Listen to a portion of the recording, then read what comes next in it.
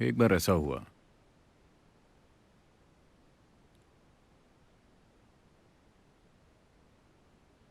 कि गौतम बुद्ध, क्या आपने सुना है उनके बारे में? हम्म? सभी ने गौतम के बारे में सुना है। So, उनका नाम बुद्ध नहीं है, उनका नाम है गौतम सिद्धार्थ। वो एक बुद्ध बन गए। वैसे वो दुनिया के इकलौते बुद्ध नहीं हैं। हजारों बुद्ध हो चुके हैं और आज भी हैं।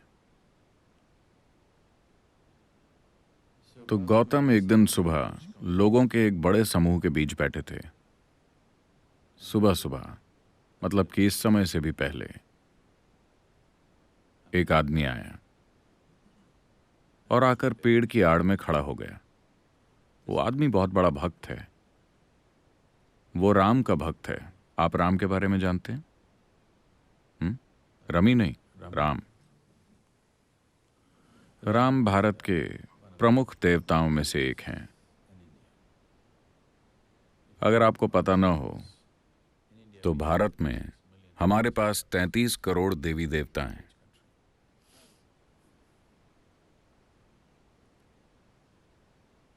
तो वो राम का बहुत बड़ा भक्त था। भारत में भक्तगण, आजकल ऐसा नहीं होता ना, हर कोई ऐसा होता है, लेकिन वो लोग जो इसे गंभीरता से लेते हैं, वो जिस भगवान में विश्वास रखते हैं, उसके नाम के अलावा कुछ और बोलते ही नहीं। अगर वो आपको बुलाना चाहते हैं तो वो कहेंगे राम राम। अगर जाने के लिए कहना हो तो राम राम। अगर उन्हें कुछ चाहिए तो राम राम। राम के सिवा कोई और शब्द नहीं। कपड़ों पर भी राम राम छपा है। वो बोलते भी राम राम हैं, वो जीते भी राम राम हैं। वो अपनी पूरी जिंदगी भगवान को समर्पित कर देते हैं। आप स्मार्ट हैं, आप वैसे नहीं हैं। आप भगवान को इंश्योरेंस की तरह रखते हैं। कहीं अगर कुछ गड़बड़ हो जाए तो मैंने भी अपना प्रीमियम भरा हुआ है। जो कुछ आपको करना है आप कर ही लेते हैं। भगवान को आप इंश्योरेंस की तरह रखते हैं। आप स्मार्ट हैं। लेकिन इस आदमी ने अपना पूरा जीवन भगवान में लगा दिया, पूरी तरह से। उम्र बीत रही है, थोड़ा सा संदेह पैदा हुआ।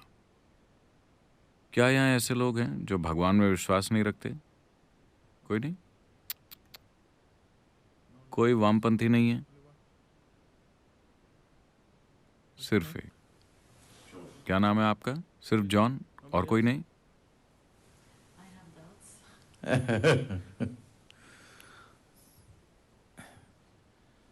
तो थोड़ा सा संदेह पैदा हुआ। वो जानता है कि भगवान है, बस छोटा सा डाउट। मान लो कि भगवान नहीं है, तो मैं राम राम जप कर अपना पूरा जीवन बर्बाद कर रहा हूं। ये डाउट आपको तभी होगा अगर आप अपना पूरा जीवन लगा देते हैं। आप हफ्ते में सिर्फ 10 मिनट लगाते हैं तो आपको ये डाउट कभी नहीं आएगा। चलता है, दिक्कत क्या है? अगर आप अपना जीवन पूरी तरह से भगवान में लगा दें तो 3 दिन के अंदर ही ये डाउट होने लगेगा। क्या मैं ये काम करके अपनी पूरी जिंदगी बर्बाद कर रहा हूं?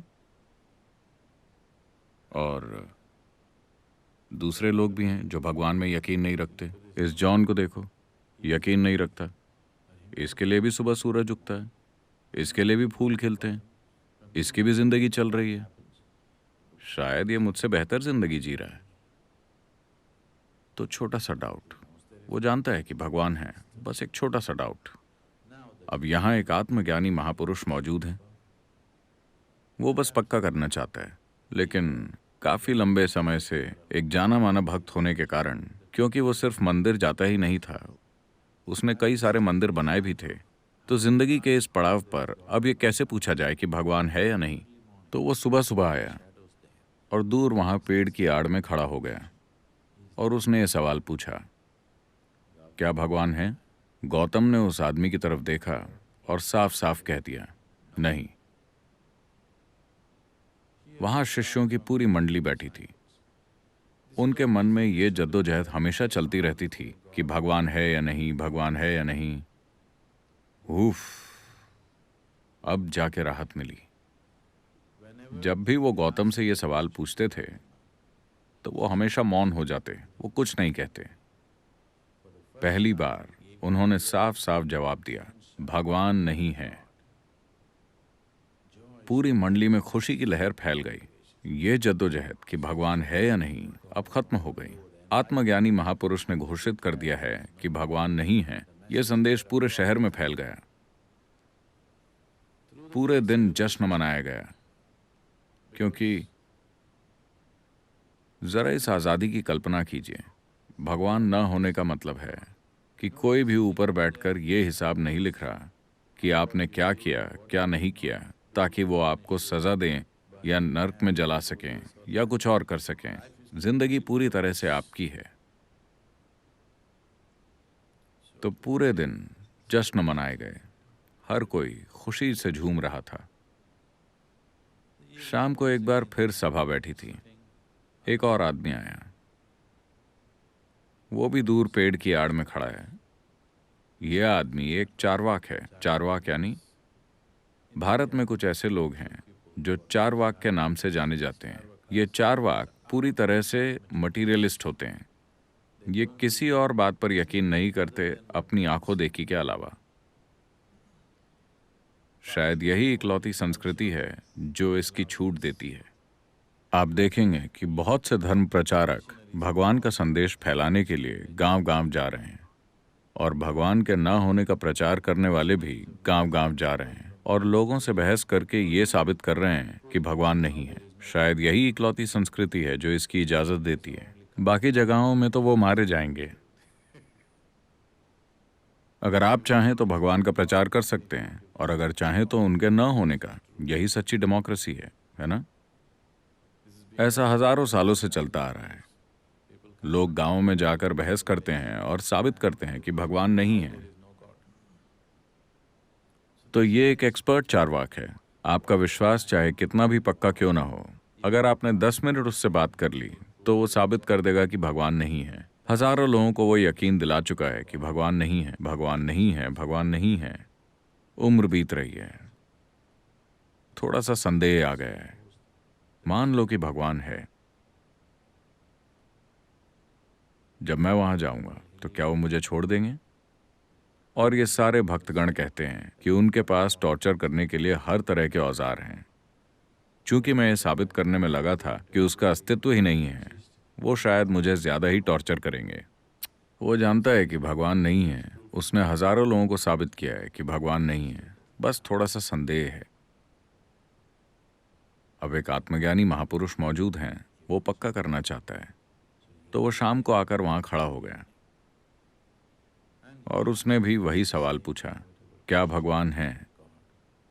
गौतम ने उस आदमी की तरफ देखा और कहा, हाँ। एक बार फिर खलबली मच गई।